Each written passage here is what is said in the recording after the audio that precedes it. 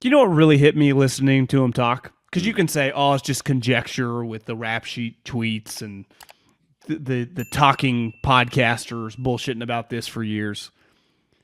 That was the 20 draft. This is the 23 draft. So 2 drafts removed from when he was picked.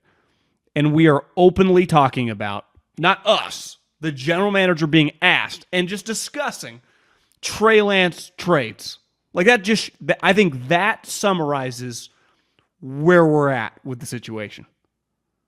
Right? I don't see how it cannot. Can I add something to that?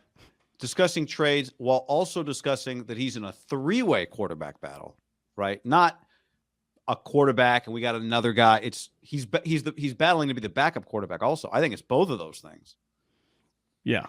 And it's when you factor that in, this is the NFL. This isn't like, I guess all sports move on from players relatively quick, but when you factor in the variables, it's really not crazy that we're having these conversations, right? Like we'll get to Ayuk. I think we can red flag that situation, which is fair to say that's a little weird. This situation is not weird to me at all. And listen, it's hard to separate online and people I know in normal life. The conversations tend to be a little different, but this is the speed in which the NFL operates, right? We see, for example, I think Wentz and Goff are 2 good examples of guys that not only had been drafted high by their said teams, but then were compensated. And within a couple of years, like, get the fuck out of here. Yeah, played well. Like, it's easy to say I understand why Josh Rosen wasn't on the Cardinals. These guys actually played well and were gone after they got paid very quickly. Yeah, with massive signing bonuses and massive salaries. And it was like, yeah, we'll just move on. Like, that to me summarizes the NFL as much as Trey is. Wouldn't you say Trey falls under the umbrella of, like, we've seen this a million times? High picks don't work out, and they're just on a different team pretty quick. Yeah. Whether it's, I would say top 5 picks usually get more likely to get like 4 years than 2, but it operates faster. And I think it's fair to say moving forward, the old 4 years is probably 2.5, 3 now. What keeps the guy on a team is the lack of finding somebody else to replace him sometimes. Right. Some guys get an extra year just because it's hard to find quarterbacks. Emotional connection, I think, sometimes from coaches and GMs of he's drafting the face of the franchise, blah, blah, blah. Ownership. I think Daniel Jones would be a good example. I think ownership really liked him and was rooting for him and then had a reason to, like, roll with him. Yeah. Yeah. But again, even that even before he went to the playoffs, he had 3 seasons of just every single game, right? This is, I'm not arguing like this is still a unique situation given his playing time, right? No, you're just saying it's very real. It's very real that this is happening now. This is not something that's fan or media created. No. And it never was, going back to last year when they were able to keep Jimmy. But I see some people writing different names. One thing that happens a lot in the NFL, and it happened when Kyle and John got here, new administrations get rid of guys. Derek Carr. Why is Derek Carr on a different team? Josh didn't want him anymore. Plain and simple, right? Darren Waller. They were just over him. Well, they didn't draft him. They didn't sign him. Well, technically they did, both guys, but you know what I mean? Like, it's just not quote-unquote their guy. I would say this does have their guy written all over it. They did make the move. Like, it is, they did the draft pick. They did the trade, which makes it a little, which I give them credit.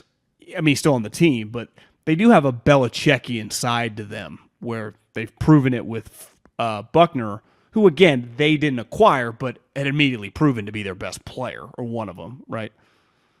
And they're like, fuck it. Let's get the 13th pick. See ya. Yeah, I would even say most people aren't going to look at, rightfully so, Buckner's not like this situation, but McGlinchey, who was their guy, and they clearly liked more than the public did, right? Now, that one was a little different, but still, like, if cost was no object, he would have been back for them, just like Buckner would have been back for them. Doesn't it feel like when Lynch, and I saw McGlinchey talk about this, it must have been at his press conference. I saw that it get cut in my feed a while back. And then John just talked about it. Like, last year, we realized the market. We were never going to be able to afford his price point, right? Like whatever they could have offered an extension, he would have said no because he knew what was coming. Like they had come to that realization last March and April. So they start telling McGlinchey, like, we might trade you. But it didn't feel like Belichick, like, we might get rid of you. It was like, Mike, we do not want to do this shit, man. We do not want to do this. It's just too much. But God, this hurts me. That doesn't feel like when he talks about McGlinchey, that was like the way he talks. It's like, Jesus, John, he's a stiff right tackle. I mean, God you damn. brought him up. We'll get to Ayuk and bring him up. But Sean in the chat, I want to talk about this comment. It says, from Lynch's comments, it seemed like he was never interested in trading Trey, but took some calls that went nowhere. Media a bit overzealous with this story, which is normal. I disagree. That he's not interested in trading Trey. I think the key to the whole thing, and this is what I threw up this quote from Rap Sheet on McAfee's show. I don't think they'll trade him until they know Brock is healthy. John was pretty transparent. He was asked, like, does it have to be a big offer? Does Brock's health factor in? And he said, yes, you have to take Brock's health into account.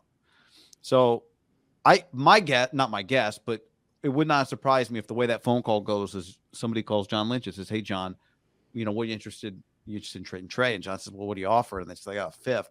And John's like, don't even, when Brock's healthy, call me back. Then we can talk. And that would be a reasonable thing to say. Is you and I talked about this last week. Like, when this story first broke about maybe him getting traded the weekend of the draft or whatever, it's really risky when you have basically one healthy quarterback that has played in your offense before, which is what they have right now. And then Brock comes back into the building last week, and maybe they check him out. And he looks good, and Darnold's happy enough. He's going to Warrior games with McCaffrey, Kyle Shanahan, E40, MIDDLEKAUFF, and then they feel a little better, But I think it's risky to trade him before Brock's healthy, and maybe that's kind of what John Lynch would have communicated to somebody that called about Trey. I don't think Trey's out of the trade market yet by any stretch. Well, what is not arguable, and they've even somewhat admitted this, here's the thing. The media frenzy, whatever the fuck that means, can be created when you're getting lied to about situations in the draft. I think that's full bore right now about some of the top of the draft. It's hard to know what's going on. So there becomes a frenzy, and I think a lot of hype on players in the draft does not reflect the league. I think on a lot of like almost black and white situations in the league, like this team is not willing to pay this, or this team, like I'm telling you, the Giants are going to pay Daniel Jones a lot more and people are going to be shot. Like there are just things that this is going to happen. And if Brock Purdy was healthy, Trey Lance, I think, would get traded right now because they would just pivot, to just, this is Brock's team and we'll just move on from it. The variable that's keeping Trey alive is, I think, two things. He doesn't have much value. So, like, it doesn't behoove them. Like, if the best offer they get is like a 4th-round pick, they're like, fuck it, let's just see what we got. Even though if he gets beat out by Sam Darnold, that 4th immediately goes to, like, a bag of footballs, right? Yeah. But it doesn't mean he doesn't end up playing. And also is Luke the Don. Trey's pre-June 1 dead cap is basically 11.08 million. Post June 1 trade 1.7 in dead cap. So it's about a $9 million difference if you trade him before June 1st and after June 1st. So you're saying you're better trading him after June 1st than before? Yeah, and these contracts are done to protect. I mean, he got a fully guaranteed 4-year deal when you're drafted really high, right?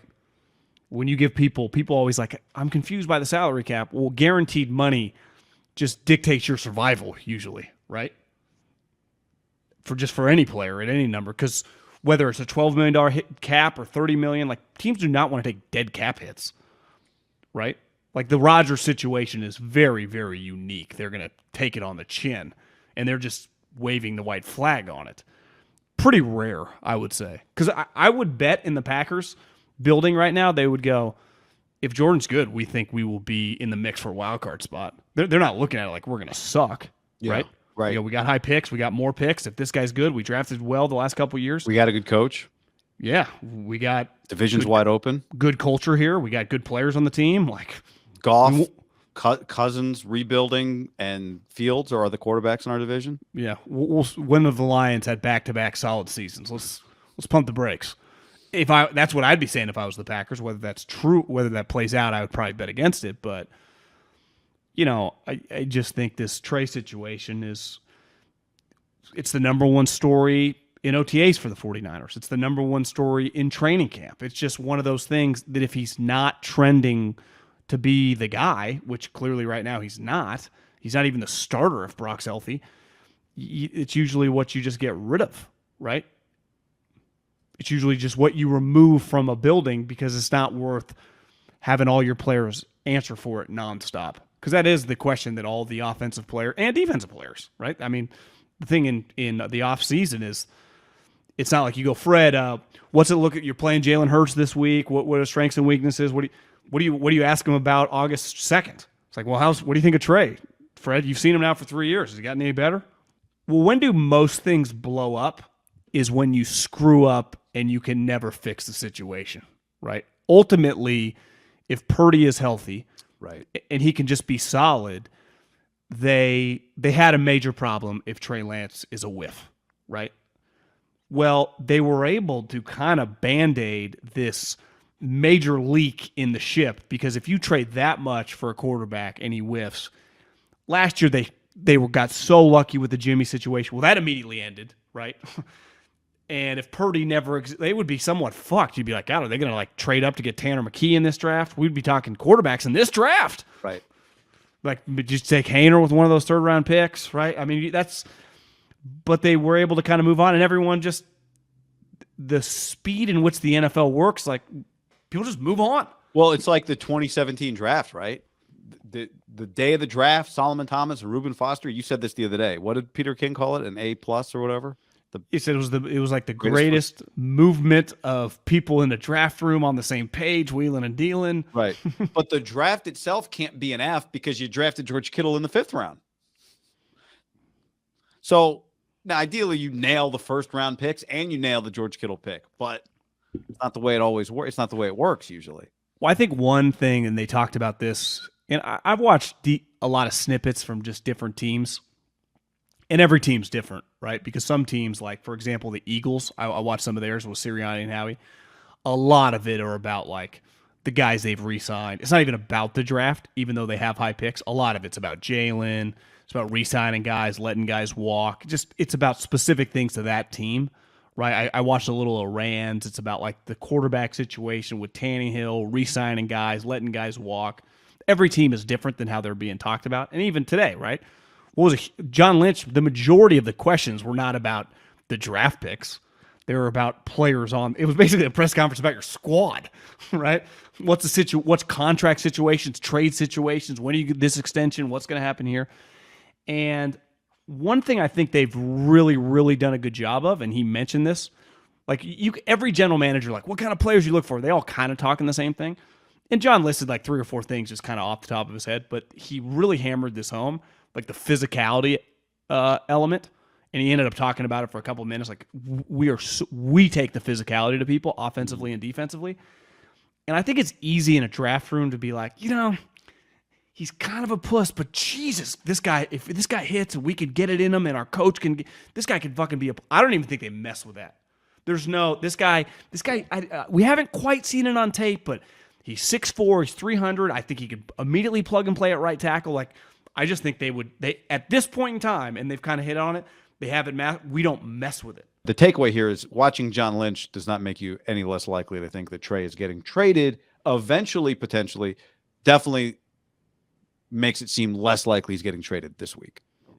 Would you agree with that? You come away going, he's less likely to get traded this week. I still think it's on the table for if a number comes up, and I think it's going to be predicated on teams that might have some interest not taking a quarterback, and you don't know that happens till the 3rd round.